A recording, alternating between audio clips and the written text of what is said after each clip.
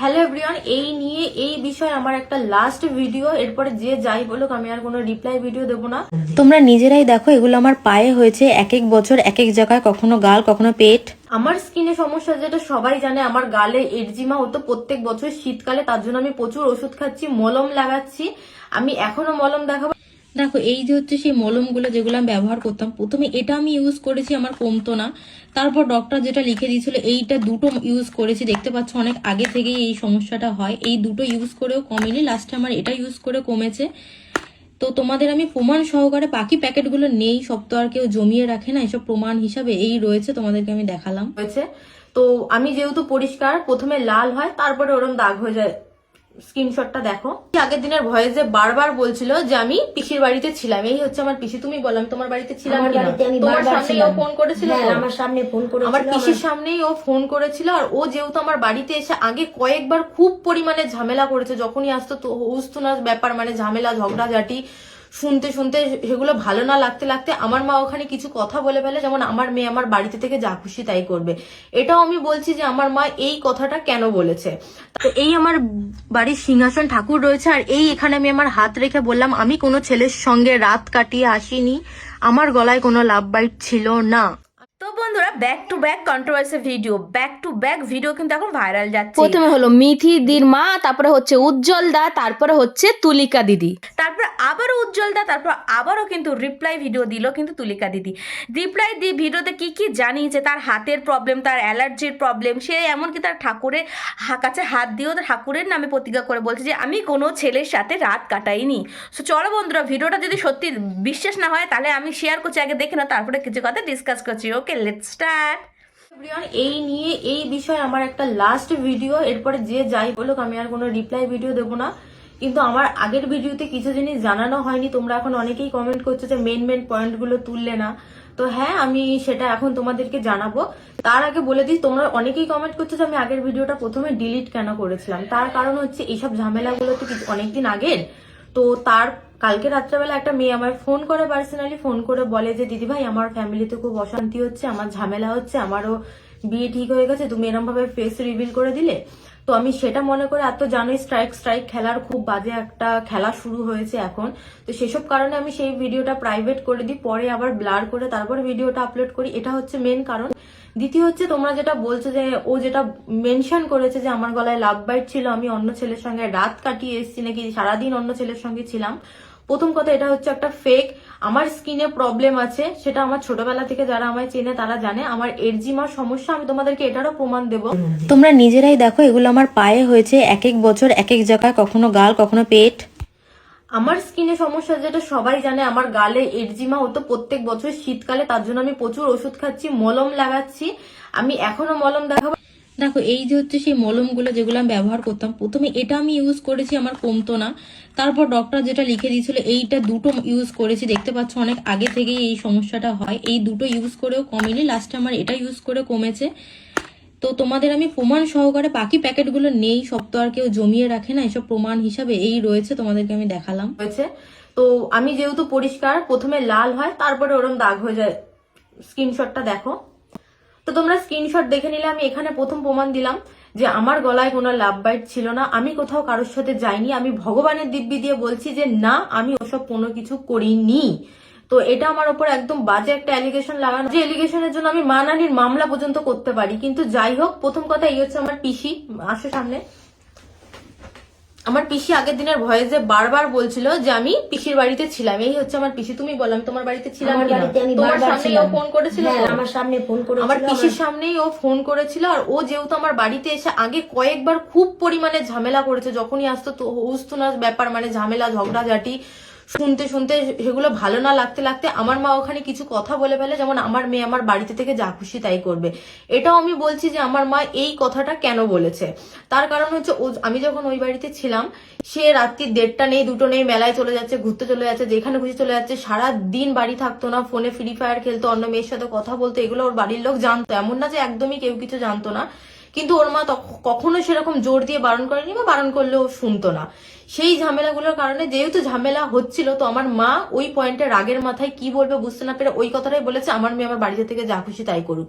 তার আগে আমাদের ঝামেলা হচ্ছিল, আমি স্পষ্ট জানিয়ে দিই যে এই ঝামেলার মধ্যে আমি যাব না, তুমি বলো এবার।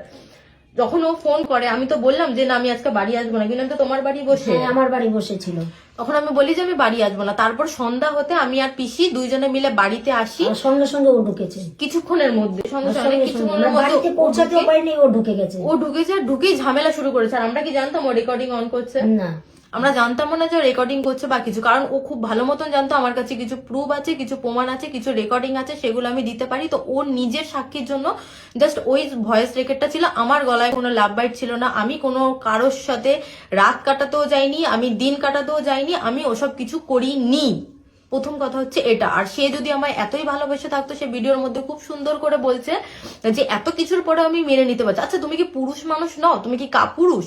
দুনিয়ার কোন পুরুষ মানুষ এমন আছে যদি যে দেখে তার বউ অন্য কারোর সঙ্গে রাত কাটিয়ে এসছে, গলায় লাভ বাইট আছে, তারপরেও সে মেনে নেবে? খুব সুন্দর করে বলে দিচ্ছ যে আমি তারপরেও ওকে মেনে নিতে চেয়েছিলাম। দুনিয়ার কোনো পুরুষ মানুষ এসব জানার পরে মেনে নিতে চাইবে না। তুমি মেনে নিতে চেয়েছিলে, তোমার পেছনে ভয় ছিল তাই, যেটা সত্যি সেটা সত্যি।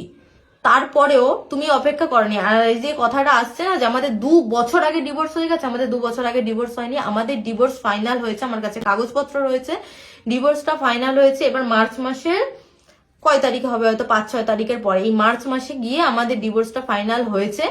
আর তোমার এটা আগে থেকেই প্ল্যান ছিল। একটা মেয়ে আমাকে ইনস্টাগ্রামে ডিএম করেছিল, তার সঙ্গে আমার একদিন কথা হয়, সেও জানিয়েছে যে সে একটু ভয় আছে যদি আমি চলে যাই, তো আমার ডিভোর্সের পরেই সে বিয়ে করবে, সেটা তার আগে থেকেই ঠিক করা ছিল।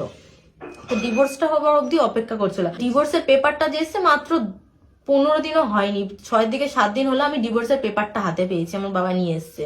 তো তার থেকে বড় কথা, আচ্ছা তুমি যদি সংসারই করতে চাইতে, সংসার করার জন্য তুমি তো অপেক্ষা করতে, কই অপেক্ষা তো করলে না।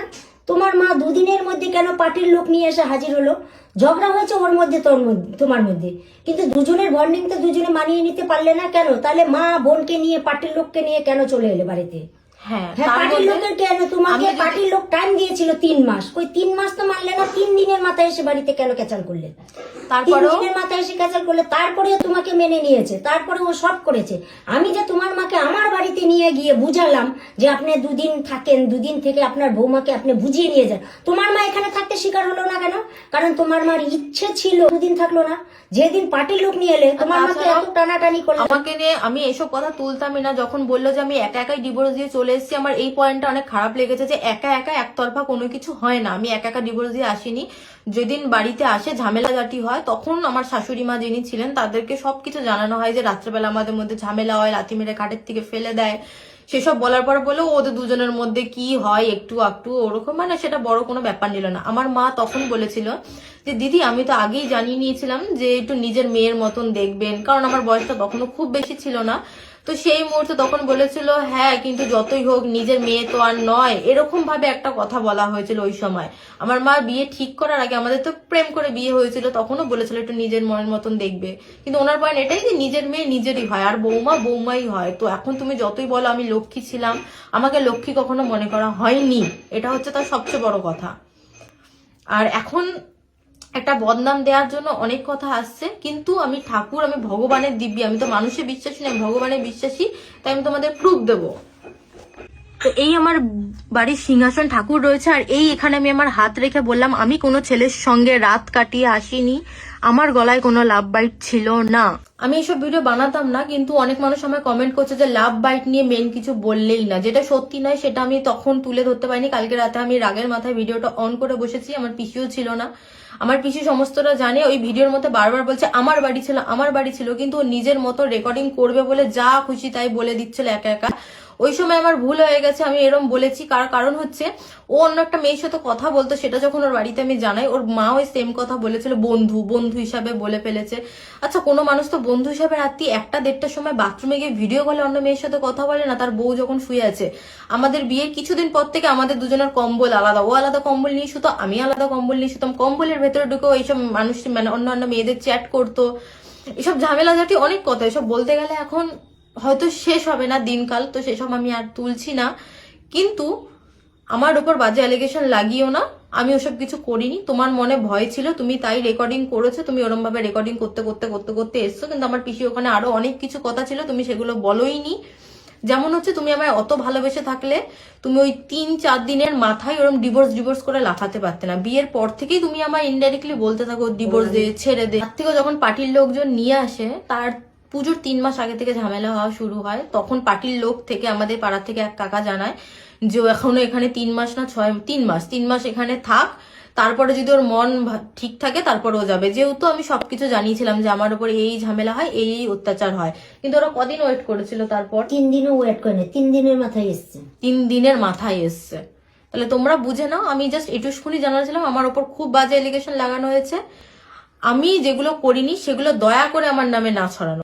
এবার তোমরা বলেছো অনেকেই যে এই সব কথাগুলো তুমি আগে কেন জানাওনি দিদি, এখন কেন জানাচ্ছ? এখন জানানোর মেন কারণ হলো আমার একটা ইউটিউব চ্যানেল ছিল, তোমরা অনেকেই হয়তো জানো 2.5 লাখের উপরে সাবস্ক্রাইবার ছিল, সেই চ্যানেলটা ডিলিট করেই দেওয়া হয়। এবার কে করায় না করায় তোমরা হয়তো হলেও বুঝতেও পারছো, আমার কাছে আমি আর কি বলবো। তো তারপর থেকে আমি আর সেসব কিছু জানাইনি। এখনো আমার ইউটিউবে মোটে 40,000 সাবস্ক্রাইবার রয়েছে, তো সেই মুহূর্তে তো আমি এসব কিছু জানাইনি। যখন আমি শুনলাম প্রথম যে সে নিজে ইচ্ছায় ছেড়ে চলে গেছে, তার বাড়িতে গিয়ে জিজ্ঞাসা করো কেন সে ছেড়ে চলে গেছে, আরেকজন বলেছে যে যদি তোমার কাছে কোনো প্রমাণ থাকে তুমি দেখাও আমার দাদার ব্যাপারে, তো আমি এই কারণে এই কথাগুলো বললাম। যদি ওই কথাগুলো না উঠতো আমি এখনো পর্যন্ত কাদা ছড়াছড়ি করতাম না। এই আমার শেষ ভিডিও, লাস্ট ভিডিও, এরপরে যে যাই বলুক আমি আর এসব নিয়ে ভিডিও করতে চাই না, আসলাম। তোমরা পুরো ভিডিওটা দেখেছো, পুরো ভিডিওটা দেখে তোমাদের কি মনে হচ্ছে, তোমাদের গুরুত্বপূর্ণ মন্তব্য অবশ্যই শেয়ার করতে পারো। আর এখন দেখো ঠাকুরের দিব্যি বা কোনো কিছু খেয়ে কিন্তু কোনো লাভ নেই, কারণ অলরেডি বিয়ে হয়ে গেছে। আর আমার মনে হয় সব কিছু চুপি থাকাই ভালো। আর তোমরা কি একটা জিনিস নোটিস করেছো, সব অরিজিনাল কন্টেন্ট কিন্তু ডিলিট করে দেওয়া হয়েছে। এইটা হতে পারে দুজনের মধ্যে কিন্তু একটা সমঝোতা হয়ে গেছে, তাই না? সো আমরা কি তাদের এই ভিডিওটা নিয়ে কন্ট্রোভার্সি করা? সো চলো বন্ধুরা, ভিডিওটা এইটুকুই আজকে শেষ করলাম। দেখা হচ্ছে নেক্সট কোনো ইন্টারেস্টিং ভিডিওতে। ওকে, বাই বাই।